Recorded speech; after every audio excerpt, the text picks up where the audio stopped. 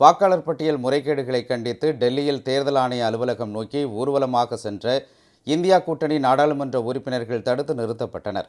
விரைவில் சட்டப்பேரவை தேர்தலை எதிர்கொள்ளும் பீகாரில் நடைபெறும் வாக்காளர் பட்டியல் சிறப்பு திருத்த நடவடிக்கை கடும் சர்ச்சையை ஏற்படுத்தியுள்ளது.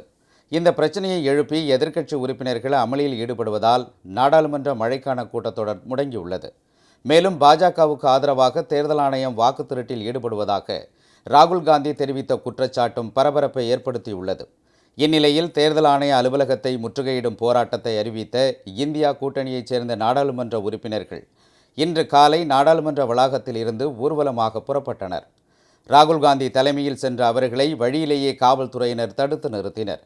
அப்போது அகிலேஷ் யாதவ் உள்ளிட்ட சில உறுப்பினர்கள் தடுப்புகளை தாண்டி குதித்ததால் பரபரப்பு நிலவியது. வாக்குகளை தேர்தல் ஆணையம் திருடுவதாக குற்றம் சாட்டி பிரியங்கா காந்தி உள்ளிட்டோர் முழக்கம் எழுப்பினர்.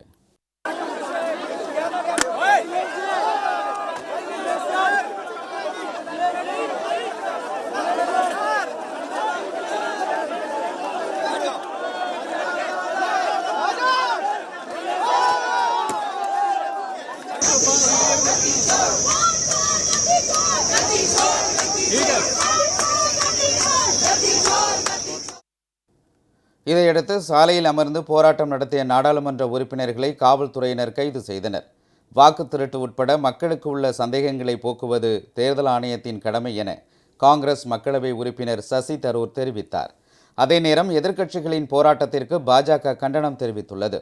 தேர்தல் ஆணையத்தை முற்றுகையிடுவதற்கு பதில் பீகாரில் எங்காவது வாக்காளர்கள் பெயர் நீக்கப்பட்டுள்ளதா என்பது குறித்து எதிர்க்கட்சிகள் சரிபார்க்கலாம் என பாஜகவை சேர்ந்த முன்னாள் நடுவண் அமைச்சர் ராஜீவ் பிரதாப் ரூடி கூறியுள்ளார்.